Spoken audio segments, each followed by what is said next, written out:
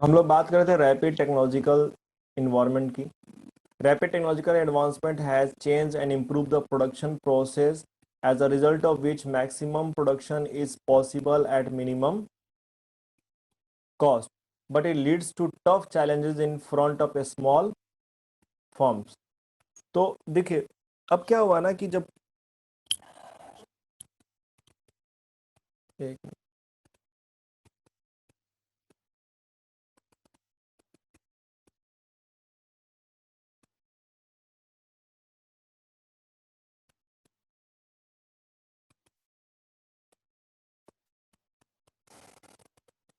Connect हो रहा है लोग।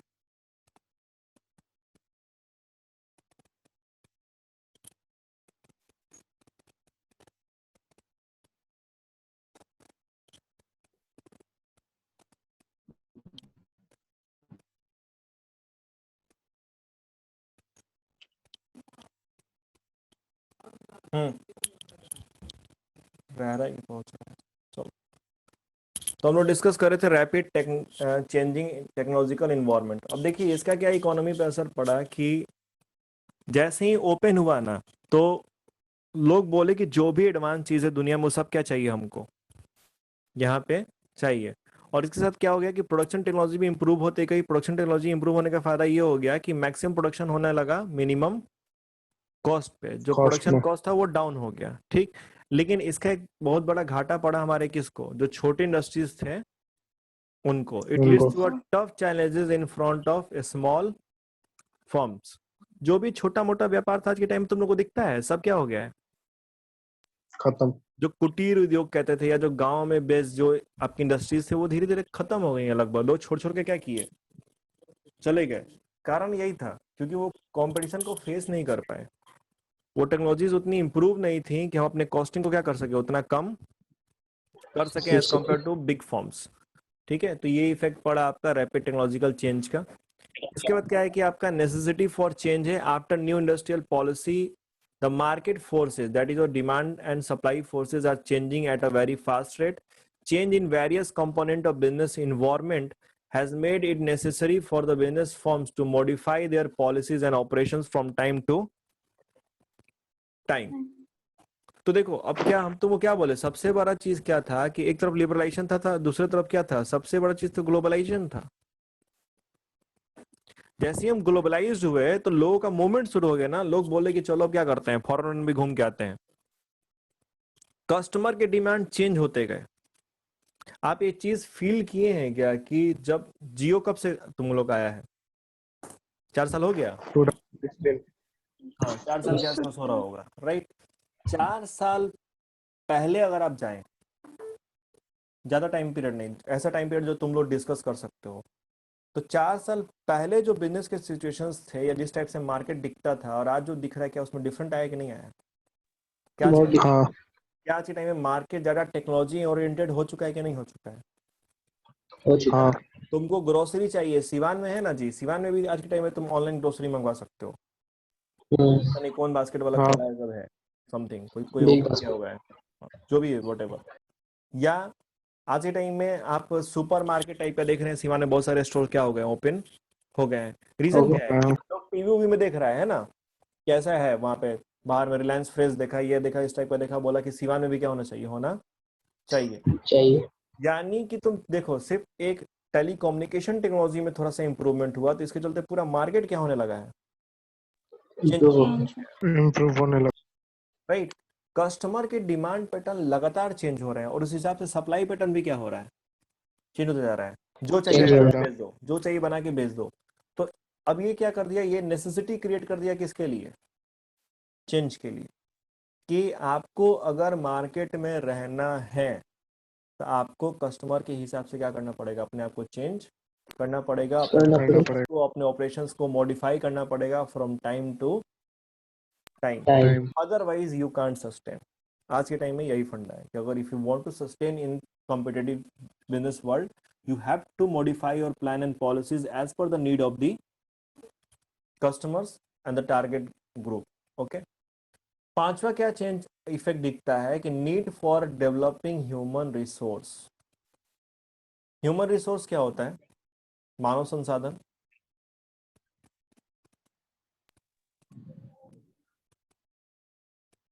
वाह, मानव लोगों को पता ही नहीं कि मानव संसाधन क्या होता है। तो ये दुनिया पे। सर जो लोग खुद से बनाते हैं, हम्म। मतलब क्या बनाते हैं लोग खुद से? सर मतलब स्किल्स जो ह्यूमन जो उनको जरूरत है। हम्म। अच्छा, एक बात बताइए हमको, छोड़िए ये बताइए, रिसोर्स क्या होता है, संसाधन क्या होता है? Anyone among you?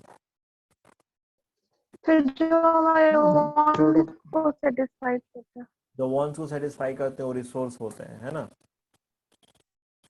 तो ह्यूमन रिसोर्स, ह्यूमन जो वांट को सेटिस्फाई करे, लिटरल मीनिंग तो यही निकल के आ रहा है, लेकिन ये मीनिंग नहीं है। देखो, हम सभी लोग क्या है, ह्यूमन है ना जी। हाँ। हम्म? Yes sir. जो नाली के नीचे दारू पी के सोया रहता है वो भी ह्यूमन ही है ना? कि नहीं है? है। हाँ है। क्या रिसोर्स है? नहीं। नहीं, रिसोर्स नहीं है, वो लाइबिलिटी है, सरदर्द है वो एक्चुअली। तो ह्यूमन रिसोर्स क्या होता है कि ह्यूमन रिसोर्स जो बाकी रिसोर्सेज को क्या कर पाए, ऑप्टिमली यूटिलाइज कर पाए, उसको कौन रिसोर्स कहते हैं? ह्यूमन रिसोर्स कहते हैं। जो आप नॉलेज वगैरह एक्वायर कर रहे हैं, इस नॉलेज के थ्रू आप क्या होंगे, आज से 5 7 10 साल बाद इस स्थिति में रहेंगे कि आप कोई काम कर सकें, कोई फॉर्मेशन क्रिएट कर सकें, राइट? देन आपको ट्रीट किया जाएगा क्या, ह्यूमन रिसोर्स, मानव संसाधन।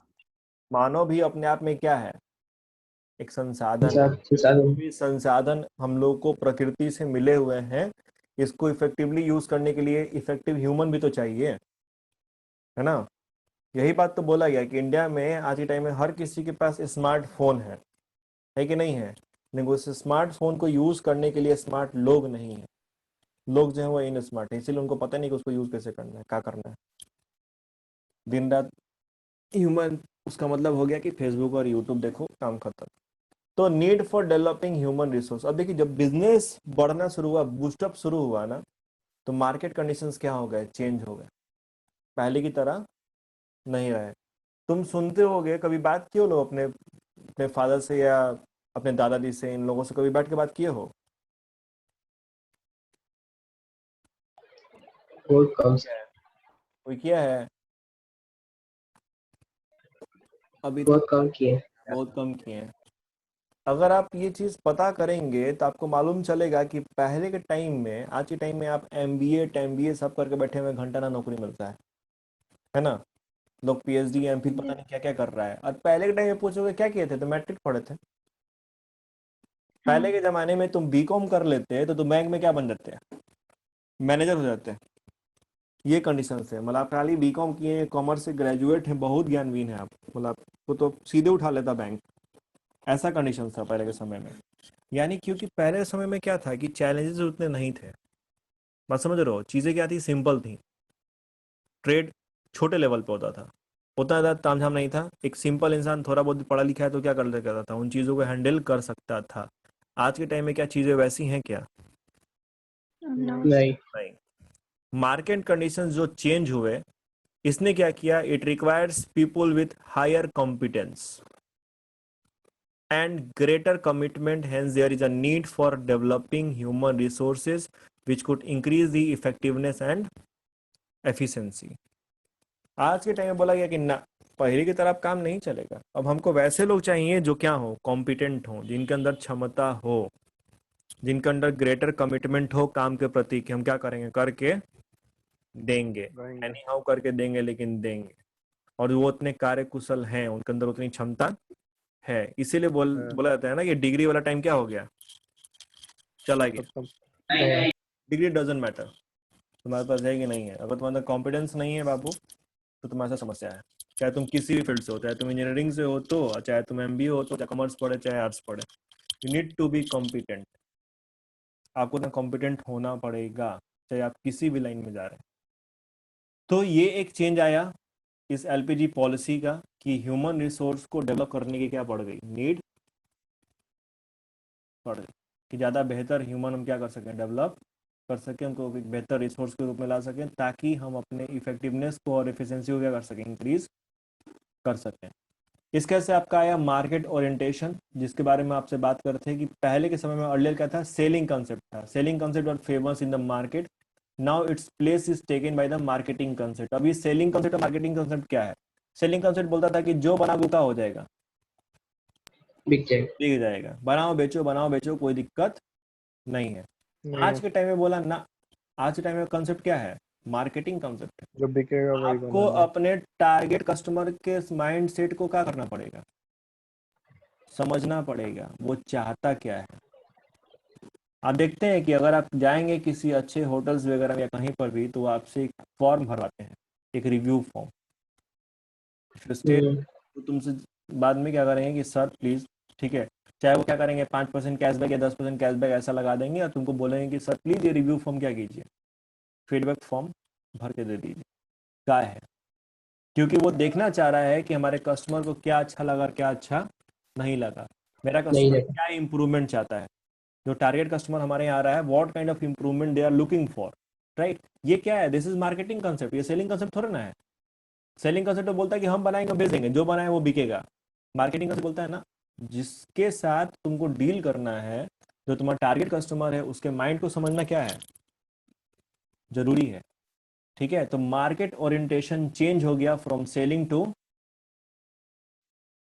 सेलिंग से किस पे चेंज हो गया? Marketing concept. Marketing concept.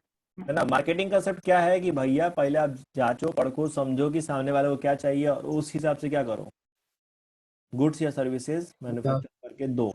Today firms produces those goods and services which are required by the customer. Customers. Marketing research, educational advertising, after sales services have become more significant। है ना, ये चीजें क्या हो गई, ज्यादा इंपॉर्टेंट हो गई। सातवां पॉइंट क्या बोला? Reduction in budgetary support to the public sector. इसके बाद से भाई सातवां जो पॉइंट आया, तो गवर्नमेंट बोली कि हम ढोएंगे नहीं पब्लिक सेक्टर को, तुमको हम सेटअप करके दिए हैं, आप अपना काम चलाइए। जो बजटरी सपोर्ट था, यानी कि पहले क्या था कि मान लो कि लॉस पर लॉस हो रहा है, गवर्नमेंट क्या कर रही है, पैसा लगाई जा रही है। गवर्नमेंट बोली ना, हम सेटअप रेडी करके दे दिए हैं, आपका काम है क्या करना, उसको चलाना। हाँ, जितना नेसेसरी पैसा चाहिए उतना पैसा तुमको क्या करेंगे, देंगे, लेकिन पहले की तरह नहीं देंगे। The budgetary support given by the government to the public sector is reducing, thus the public sector has to survive and grow by utilizing their own resources efficiently। Government बोली कि तुम्हारे जिम्मे है, तुम लोग समझो, ठीक है, हम कंपनी सेटअप करके दे दिए हैं। इसका मतलब ये नहीं है कि हम तुमको पालते पोसते रहेंगे, कि तुम लॉस लॉस करते रहो, हम क्या करते रहें, लॉस भरते रहें, ये चीज नहीं होगा। हाँ, आपको जो नेसेसरी पैसा चाहिए अपने काम को क्या करने के लिए, चलाने के लिए, वो तुमको हम दे रहे हैं। आप उसको पैसे को यूटिलाइज कीजिए प्रॉपर तरीके से, और अपना काम क्या कीजिए, एफिशिएंटली रन कीजिए। ठीक है। डीमोनेटाइजेशन के बारे में बात हुआ था ना जी हम लोग का। डीमोनेटाइजेशन कहानी तुम लोग डिस्कस कर ली थी कि 500,000 वाला जो नोट वाला था, है ना। Yes sir. थोड़ा बहुत जो कुछ भी है वो नेक्स्ट डे हम लोग डिस्कस कर लेंगे, थोड़ा बहुत दिख रहा है, जो एक्स्ट्रा कुछ अगर दिखेगा तो उसको डिस्कस कर लेंगे। ठीक है, चैप्टर खत्म होने को है, कल आपका चैप्टर क्या हो जाएगा, समाप्त हो जाएगा। उसका से हम लोग कुछ एग्जाम क्वेश्चंस को डिस्कस करेंगे, उसका फिर प्लान करते हैं कि आगे क्या करना है, इको करना है कि बीएसटी कंटिन्यू करेंगे। ठीक है, आप लोग कोई सवाल? ठीक है।